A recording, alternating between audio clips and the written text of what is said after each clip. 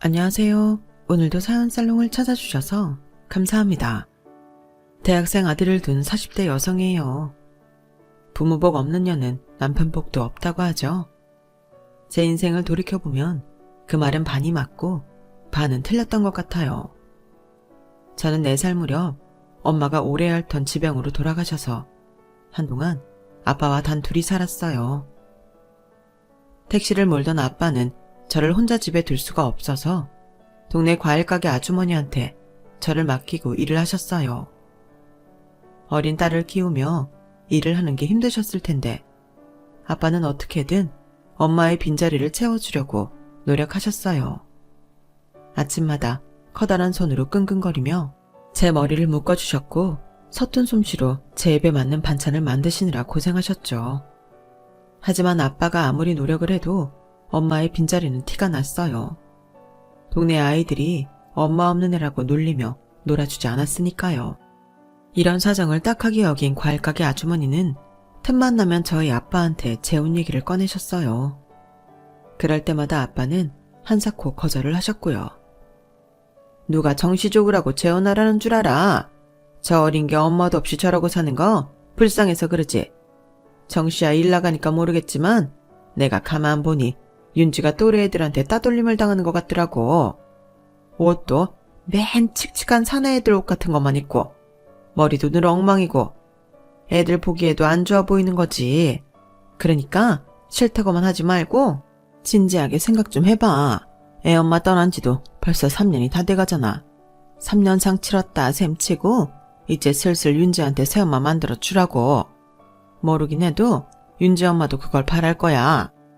그동안 재혼 얘기라면 귓등으로 듣던 아빠는 제가 따돌림을 당한다는 말에 정신이 번쩍 든 모양이었어요. 윤지야, 윤지는 새엄마가 생기면 어떨 것 같아? 아침에 머리도 예쁘게 따주고 윤지 좋아하는 돈가스도 맛있게 만들어주는 엄마 말이야. 좋아. 나도 엄마가 생기면 친구들처럼 놀이터도 같이 가고 친구들한테 자랑도 할 수 있고 그러니까. 근데 우리 집에 새엄마가 온대? 윤지가 원하면 올 수도 있지. 그래? 그러면 빨리 오라 그래. 나도 엄마 손잡고 다니고 싶어. 철없던 저는 그저 친구들 엄마가 부러웠던 탓에 아바를 졸라 엄마를 빨리 데려오라고 닥달을 했어요.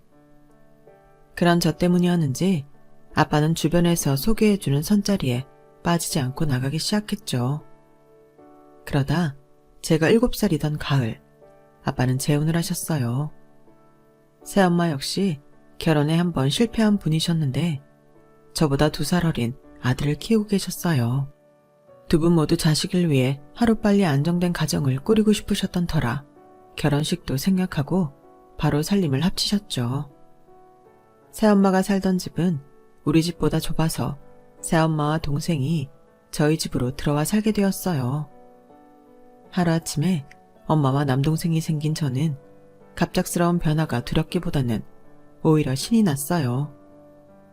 아빠랑 둘이 살 때는 집이 너무 썰렁해서 혼자 있기 무서웠는데 이제는 밖에서 놀다가 들어와도 언제나 집을 지키고 있는 엄마가 있어서 안심이 됐거든요. 남동생도 저를 제법 잘 따라서 재혼 가정임에도 불구하고 우리 집은 별 탈 없이 지낼 수 있었어요. 물론 새엄마가 저를 진짜 딸처럼 생각하지는 않는 것 같았어요. 남동생이 잘못했을 때는 주의도 주고 혼도 내곤 하셨는데 제가 잘못했을 때는 무표정하게 한숨만 쉬시고는 그냥 넘기곤 하셨거든요. 뿐만 아니라 단 한 번도 저를 안아주신 적도 없고 대중 목욕탕에 데려가 주신 적도 없었어요. 남동생은 아침 저녁으로 끌어안아 주시고 볼도 비벼주시고 하셨는데 말이죠. 새엄마와 달리 아빠는 남동생과 친해지려고 노력을 많이 하셨어요. 쉬는 날엔 남동생을 데리고 대중 목욕탕에도 가시고 공원에서 캐치볼도 해주셨거든요. 그래서인지 남동생도 저희 아빠를 참 잘 따랐어요. 하지만 그러면 그럴수록 저는 혼자 따돌림을 당하는 기분이 들어서 더 외롭게만 느껴지더라고요. 이 집에서 나 하나만 없어지면 완벽한 가족이 완성될 것만 같다는 생각을 할 정도로요. 그렇다고 아빠의 재혼이 싫었던 건 아니에요. 다른 건 몰라도 이거 한 가지만큼은 확실히 좋았으니까요. 그건 바로 빨래 냄새였어요. 아빠랑 둘이 살 때는 새로 빤 옷에서도 늘 쿰쿰한 냄새가 났었는데 새엄마가 오신 이후로는 옷에서 섬유유연제 향기가 폴폴 났거든요. 저는 그 냄새가 그렇게 좋더라고요. 내가 보살핌을 받고 있다는 기분이 든달할까요? 어린 마음에 옷에서 나는 섬유유연제 냄새야말로 엄마가 있고 없고의 차이라고 생각했던 모양이에요. 그래서 더 제가 느끼는 외로움을 티내지 않고 감추기에 급급했던지도 모르겠네요. 나만 입 다물면 우리 가족의 행복이 깨지지 않고 지속될 수 있을 것 같았어요. 하지만 그건 제 착각일 뿐이었나 봐요. 제 노력에도 불구하고 제가 중학교 3학년이 되던 해 저희 집에는 불행이 닥쳤거든요. 아빠가 교통사고를 내는 바람에 상대편 운전자가 크게 다쳤고 합의금을 감당하기 위해 택시도 팔고 빚까지 져야 했으니까요.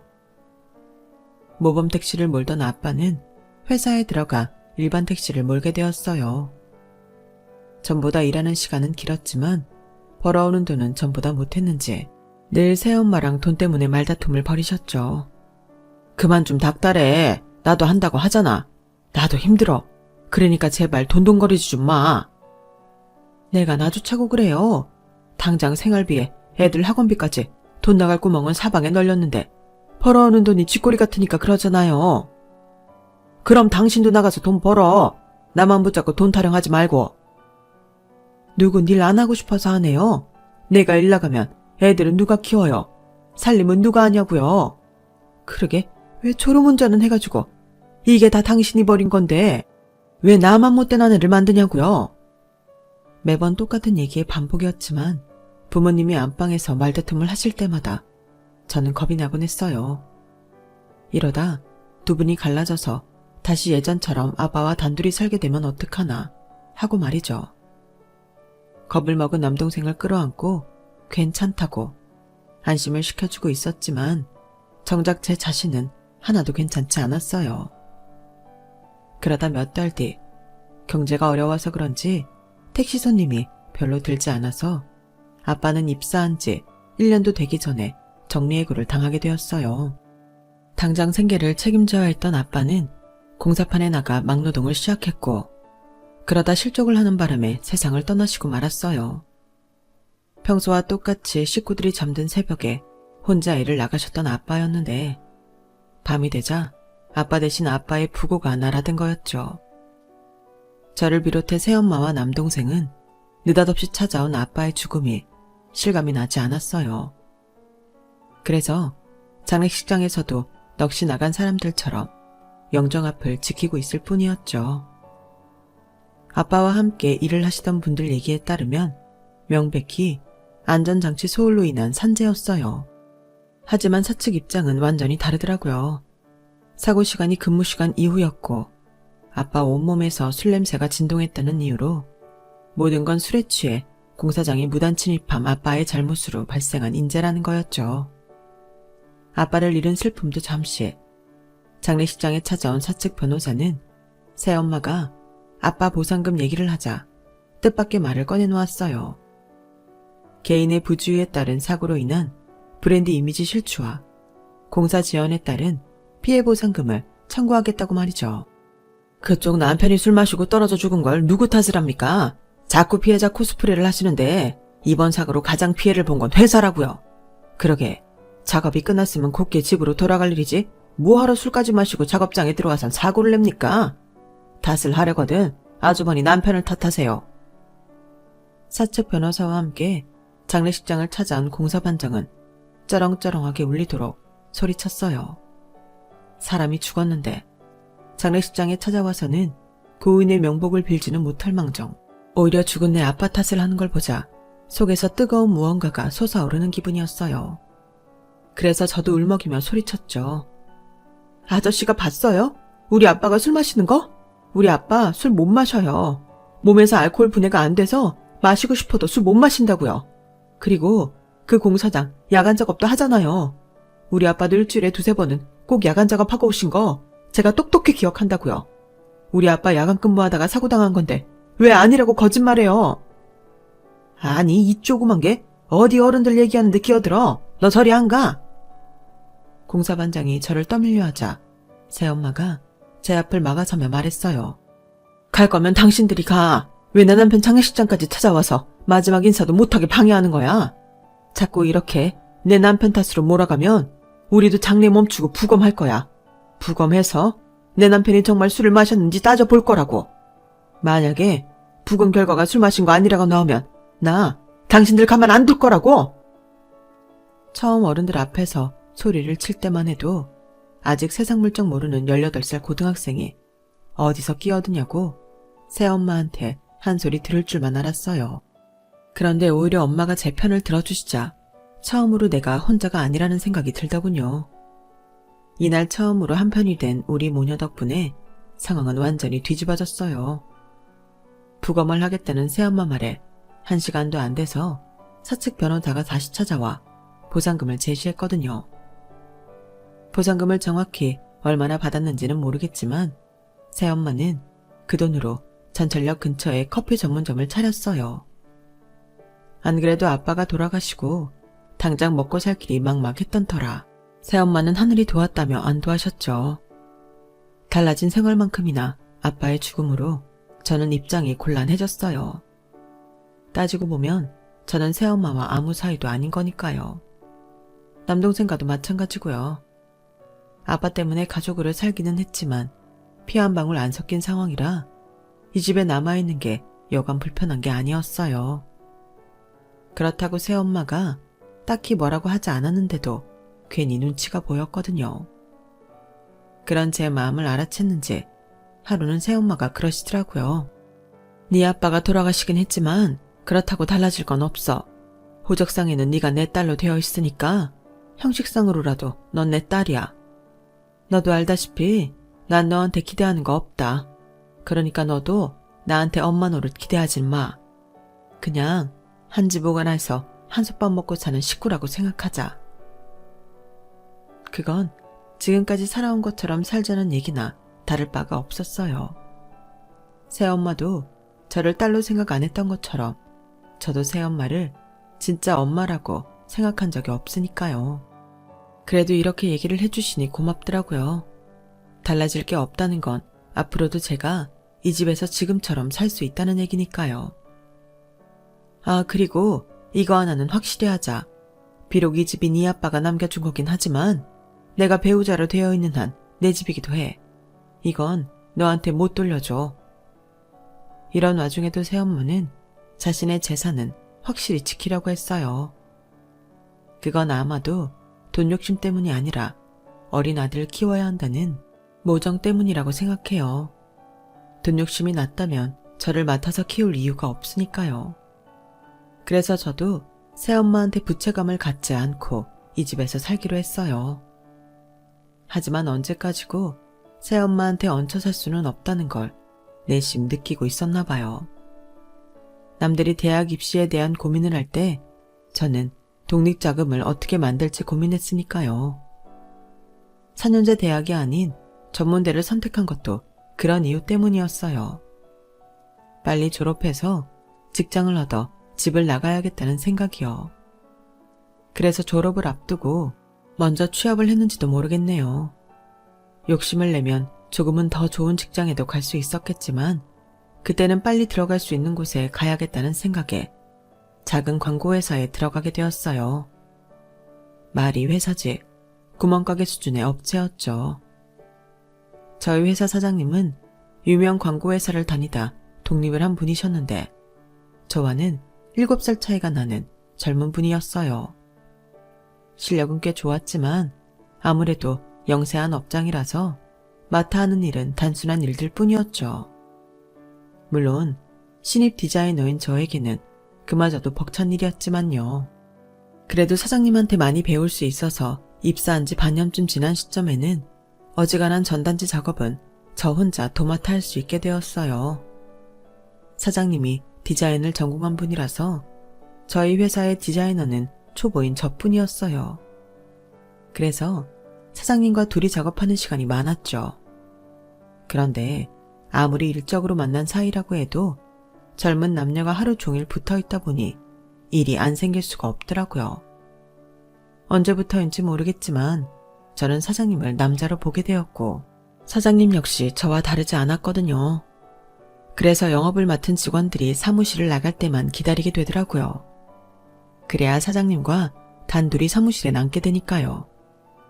마치 데이트를 하듯 함께 일을 하고 점심을 먹고 때로는 야근까지 하면서 썸 아닌 썸을 타게 되었죠.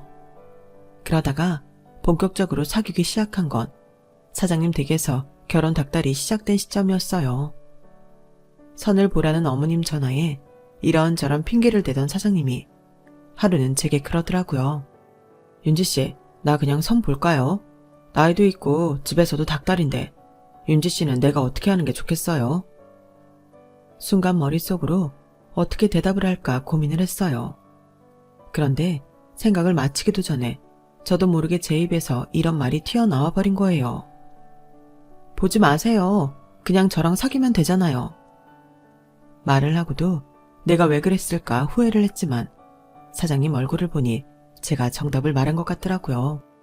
다행이다. 그렇게 말해줘서. 내가 3살만 어렸어도 윤지 씨한테 이런 고민을 떠넘길 거 없이 내가 먼저 사귀자고 했을 거예요. 나이가 많다는 게 이렇게 사람을 비겁하게 만들 줄 몰랐네요. 우리 그럼 오늘부터 1일인 거예요. 기다렸다는 듯 1일을 선언하는 사장님을 보니 무모했던 제 대답이 그렇게 다행일 수가 없었어요. 직원들 모르게 연애를 하던 사장님과 저는 1년 조금 넘게 연애를 하다가 결혼을 하게 됐어요. 하루라도 빨리 돈을 벌어 독립을 하려고 했던 저는 독립 대신 출가를 하게 된 거죠. 결혼을 앞두고 하루는 새엄마가 저를 부르시더라고요. 이렇게 일찍 결혼하게 될 줄은 몰랐어. 아직 정리가 덜 됐거든. 이럴 때 내 몫이다. 이러면서 가게 정리한 돈 넘겨주면 좋겠지만 아직 내가 그럴 형편이 아니야. 처음엔 이게 무슨 소린가 했어요. 알고 보니 새엄마는 아빠가 돌아가셨을 때 받은 보상금을 저한테 돌려주시려고 했던 모양이에요. 목구멍이 포도청이라 그땐 가게부터 차리고 봤는데 그래도 네 아빠 사망 보상금은 너한테 돌려줘야겠다 마음먹고 있었거든. 일단 그간 모아둔 돈이다. 이걸로 결혼 준비하고 가게는 차차 정리해서 줄게. 안 그러셔도 돼요. 지금까지 저 키워주셨잖아요. 새엄마 아니었으면 제가 어떻게 지금처럼 살 수 있었겠어요. 나이가 있어서 시설에 들어갈 수도 없었을 거고 대학 공부도 불가능했을 거예요. 주신 돈은 받을게요. 저는 그거면 돼요. 새엄마가 주신 돈으로 혼수 준비도 했고 시댁에 부족하지 않게 예단비도 보낼 수 있었어요. 그런데 막상 결혼식 날짜가 다가오니 걱정이 되더라고요. 그때까지도 저는 남편한테 새엄마와 제 관계를 설명하지 않았거든요. 인터넷을 찾아보니 이런 것도 나중에 문제 삼자 치면 이혼 사유가 된다고 해서 늦었지만 남편한테 솔직히 말했어요. 그랬더니 남편이 자기 집에는 비밀로 하자고 하더라고요. 어차피 나한테 달라질 건 없지만 그래도 부모님 입장에선 그렇지 않을 수도 있잖아. 재혼 가족이면 어때? 난 상관없어. 오히려 많이 외로웠을 텐데 잘 자라줘서 고맙지. 나중에라도 어머님 아버님이 아시면 많이 노여워하실 거예요. 지금 말하는 게 좋지 않을까요? 우리 부모님은 내가 더 잘 알아. 그런 꼬투리 잡히면 결혼생활 내내 네가 힘들어져. 난 옆에서 그걸 지켜볼 수밖에 없고 우리 둘 다 고생인데 그래도 좋아? 양심에 찔리기는 했지만 재혼 가정에서 자랐다는 꼬리표를 새로 시작하는 결혼생활까지 끌어들이기는 싫었어요. 그래서 남편 뜻을 따르기로 했죠. 이게 나중에 얼마나 큰 문제로 번지게 될지는 모른 채 말이에요. 남편 말대로 시부모님은 마음이 넓고 따뜻한 분들은 아니었어요. TV나 영화에서 나오던 딱 시부모님 스타일이었죠. 며느리는 돈 안 들이고 쓰는 일꾼이라는 마인드가 강하셔서 시댁에 일이 있을 때면 밤이고 낮이고 상관없이 저를 불러다 쓰셨어요. 제 입으로 저를 두고 썼다는 표현을 하는 게 좀 그렇긴 하지만 정말 그 표현이 정확했어요. 남편이 살이 빠지면 무조건 제 탓. 남편 사업이 안 돼도 무조건 제 탓. 시어머니 친구분이 부잣집 며느리를 들였어서 배가 아파도 제 탓이었거든요. 좋은 건 다 당신들 덕분이고 안 좋은 건 모조리 저랑 제 친정 탓을 하셨어요. 오죽하면 어머님 친구분이 시어머니한테 당하고 사는 제가 딱해 보였는지 그러시더라고요. 요즘에 누가 자기처럼 며느리를 구박해. 그러다 나이 들면 팽당하는 수가 있어. 조심해. 요즘은 말이야, 시어머니가 며느리 눈치 보는 세상이라고. 딸이라고 돈 안 들이고 사랑 안 줘서 키우나? 아들 키우는 거랑 똑같이 키워서 결혼시키는데 왜 유독 시어머니 자리만 그렇게 자식 가진 유세를 떠냐고. 아, 내 딸이 자기 같은 사람을 시어머니로 둔다고 하면 난 그 결혼 도시락 싸들고 다니면서 말릴 거야. 이 옆에 내가 왜 남의 집 일에 왈가왈부야. 쉰소리 해댈 거면 집에 가. 내가 내 며느리 교육시키겠다는데 자기가 왜 나서. 내가 이럴 땐 할만하니까 이러는 거라고. 자식은 엄마 닮는다는데 내 며느리 키 좀 봐.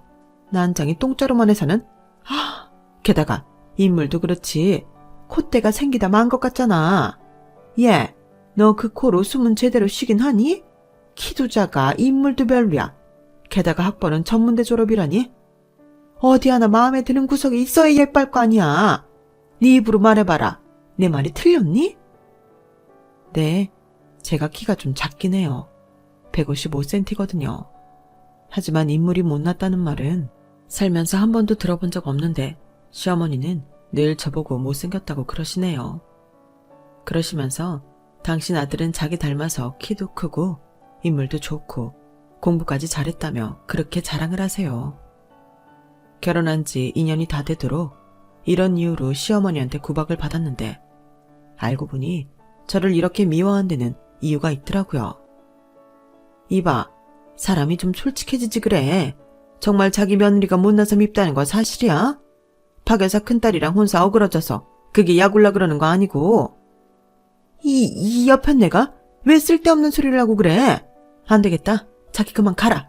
더 있다가는 내가 화병 날 것 같으니까. 갑자기 친구분을 내쫓는 시어머니를 보니 분명 뭔가 있기는 한 것 같았어요. 그래서 그날 저녁 남편한테 낮에 들었던 박 여사님 큰딸 얘기를 물었더니 남편이 그러더라고요. 아, 예전에 어머니가 선자리 주선한 사람이었어.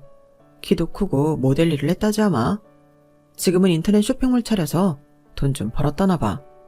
가끔씩 어머니가 많이 배 아파하셔. 어머니도 참 인연이 아닌 사람을 탐내서 뭐 한다고 그러시나 몰라. 당신도 그냥 한 귀로 듣고 흘려.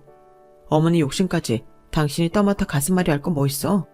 어찌됐던 내 와이프는 당신인데. 남편은 신경 쓰지 말라고 했지만 어머님은 그럴 틈을 주지 않으셨어요. 저를 볼 때마다 놓친 며느리감 생각이 나시는지 사사건건 트집이셨으니까요. 그러다 결혼 3년 차에 접어들면서 제가 임신을 하고 그해 겨울에 출산을 하자 그때부터는 좀 덜 하시더라고요. 손자까지 본 마당에 남의 며느리 아쉬워해봤자 소용없다는 걸 깨달은 모양이었어요. 손 귀한 집에 시집와 첫애를 아들을 낳은 덕에 이전과는 달리 결혼 생활이 순탄해진 저는 이제야 좀 살만하다 싶었어요. 하지만 부모복 없는 년은 남편 복도 없다고 우리 아이가 2돌도 되기 전에 남편이 교통사고로 세상을 떠나고 말았어요. 하루아침에 남편을 잃은 제게 시어머니는 남편 잡아먹은 년이라며 장례식장에도 못 들어오게 하더군요. 그리고 남편 유골이 안치된 납골당도 알려주지 않았어요. 그때까지만 해도 자식의 죽음이 하도 애통해서 며느리인 저한테 화풀이를 하시나 보다 생각했는데 그게 아니었더라고요. 나중에 안 사실이지만 가해자 측한테 받을 합의금이 목적이었던 거예요. 그때는 제가 너무 경황이 없어서 그런 건 생각도 못했는데 남편 대신 회사를 꾸려나가면서 회사 직원들과 업체 사장님들을 통해 전해들어 알게 된 거예요. 그런데도 시부모님은 제 앞에선 합의금 얘기는 이런 방구도 하지 않고 오히려 남편 앞으로 나온 사망보험금 얘기를 하시더라고요. 내 아들 목숨값인데 부모인 우리가 받는 게 당연한 거 아니겠니? 너는 내 아들 죽고 집도 챙기고 회사도 챙겼으니 남는 장사 아니니? 아직 나이도 어리니 새 출발할 수도 있고 말이야. 하지만 우리는 하나뿐인 아들을 잃었다. 우리는 얻은 것도 없고 새 출발할 여지도 없어. 그러니 생때 같은 자식을 잃은 부모에 대한 위로금이라고 생각하고 내 아들 사망보험금은 우리한테 내놓거라. 드릴게요. 대신 한 가지만 약속하세요. 그래, 네가 이렇게 순순히 나오는데 우리도 뭐 하나쯤은 해줘야겠지. 설마 우리한테 돈 달라는 얘기는 아닐 테고 뭐니? 네가 바라는 게? 앞으로 제 아이한테는 어떠한 권리도 행사하지 마세요. 얼굴 보겠다는 생각도 하지 마시고 제사밥 얻어먹겠다는 야무진 꿈도 꾸지 마세요. 그냥 처음부터 없던 셈 치고 사세요. 그렇게 해주시면 보험금 다 드릴게요. 시어머니는 길길이 날뛰며 못된 며느리가 자기 아들 죽인 것도 모자라 손주까지 뺏는다고 난리를 치셨지만 돈 앞에 장사 없다고 결국 제 조건을 수락하셨어요. 그렇게 시댁과 연을 끊은 저는 내 아이 하나만 보고 살았어요. 세상 어디에도 가족은 내 아들 하나뿐이었으니까요. 하지만 이제 겨우 2돌 된 아이를 데리고 일을 하는 건 생각만큼 쉬운 게 아니었어요. 이럴 때 친정엄마라도 있었다면 도움을 청했겠지만 새엄마와 제가 그런 사이는 아니라서 부탁조차 하지 않았어요. 그렇다고 남편 회사를 손 놓고 방관할 수도 없었어요. 남편 사망보험금도 시댁에 다 넘긴 판에 아이와 함께 살아가려면 회사를 놓을 수가 없었거든요. 그래서 직원들에게 양해를 구하고 사무실에 아이를 데리고 출근을 했어요. 남편이 죽기 전에 맡았던 일들을 처리하고 남편의 부재로 거래처가 끊기지 않도록 관리도 해나갔어요. 제게는 남편 잃은 슬픔에 빠져있을 시간이 없었어요. 우리 모자의 생계와 회사에 딸린 직원들의 생계가 달린 회사를 온전히 운영하는 것만으로도 제겐 벅찼으니까요. 그렇게 3년을 정신없이 내달린 덕에 회사는 남편이 살아있을 때보다 더 탄탄하게 자리 잡을 수 있었어요. 경기 불황으로 일감이 줄어들었을 때 아이돌 팬클럽 등과 연계해 틈새 시장을 노린 게 주요했어요. 처음엔 그저 머그컵이나 접시에 프린트를 해주는 식으로 소량 주문을 받았던 게 팬클럽 사이에 입소문이 퍼지면서 본격적으로 굿즈 생산까지 하게 되었거든요. 디자이너를 대거 영입해 자체 굿즈 생산까지 하면서 회사 규모는 점점 더 커져갔어요. 인터넷 판매와 해외 판매까지 이어지면서 이제는 어엿한 중소기업 수준으로 성장하게 되었죠. 그러는 사이 제 아들은 대학생이 되었어요. 내년쯤엔 군복무도 하게 될 예정이고요. 그런데 그동안 연락 한 번 없던 시어머니가 저를 찾아온 거예요. 비서를 통해 만나지 않겠다는 의사를 전하자 그럼 내 아들이 다니는 대학으로 찾아가겠다고 하더군요. 이미 업체를 고용해 뒷조사까지 한 모양이라서 더는 피할 수 없었어요. 내 아들과 만나게 하느니 내 선에서 처리하는 게 낫겠다 싶었죠. 그래서 제 방에 들였는데 대뜸 죽은 남편 얘기부터 꺼내더군요. 내 아들이 살아있었다면 지금 네가 앉아있는 그 자리가 내 아들 거였겠구나.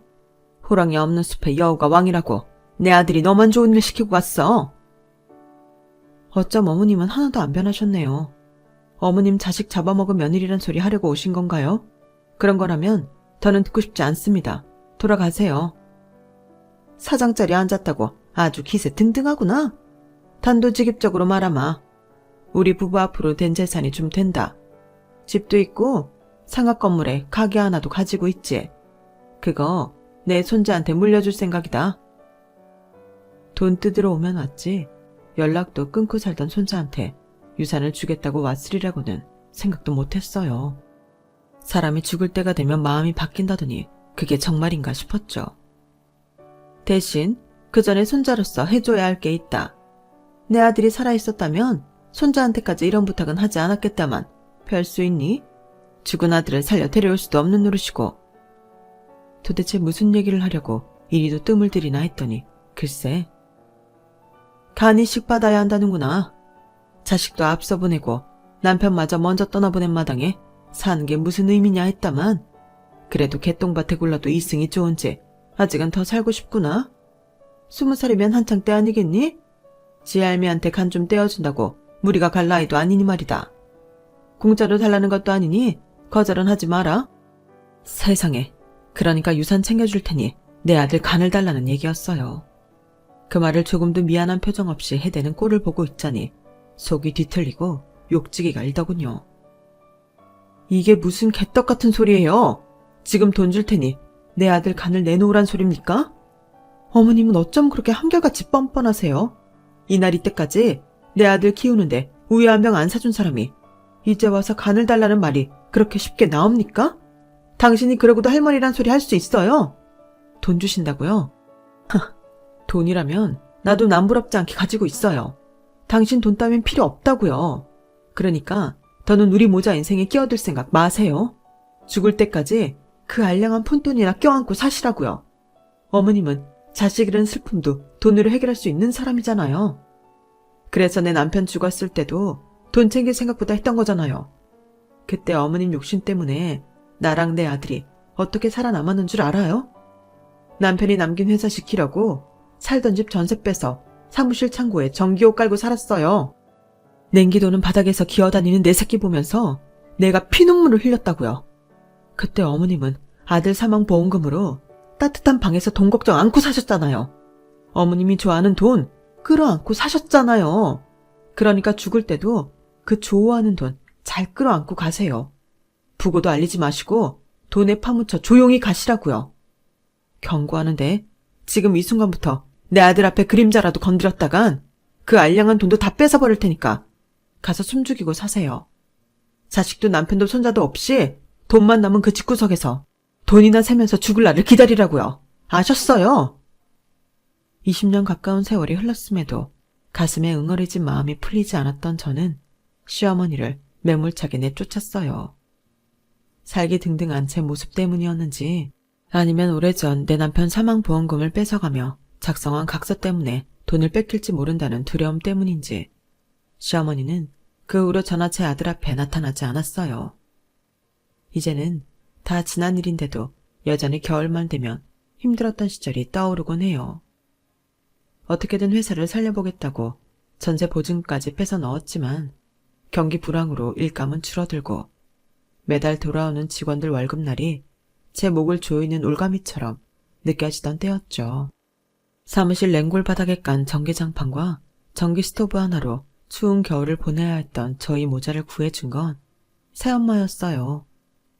우리 아들이 폐렴으로 병원에 입원해야 했는데 제 수중엔 10,000원짜리 한 장이 없더라고요.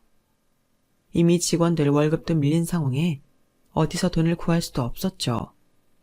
그래서 마지막 수돈으로 새엄마한테 전화를 걸었어요. 제 남편 장례식 때도 연락조차 안 했던 터라 제 부탁을 들어줄 리 없을 거라는 생각을 했는데 제 오해였더라고요. 새엄마가 제 전화를 끊고는 바로 병원으로 달려오셨거든요. 새엄마 덕분에 병원에서 적절한 치료를 받은 제 아들은 며칠 뒤 무사히 태어날 수 있었어요. 새엄마는 회사 사무실 창고에서 살고 있는 저희 모자를 집으로 데려가셨어요. 죄송해서 쫓겨대는 저를 보시고는 버럭 소리를 치시더라고요. 넌 엄마가 돼서는 자식을 위해서 이 정도 상황도 못 버티니? 난 내 아들 먹여 살리자고 어린 너한테 네 아빠 집까지 뺏은 사람이야. 이렇게 모진 짓도 서슴지 않고 했는데 넌 이 정도 일도 못 참아? 염치가 없으니까 그러죠. 팔자 좋은 소리 한다. 창피한 게 무슨 소용이야? 내 새끼 먹여 살리는 게 먼저지. 잔말 말고 회사 사정 좋아질 때까지 여기서 지내.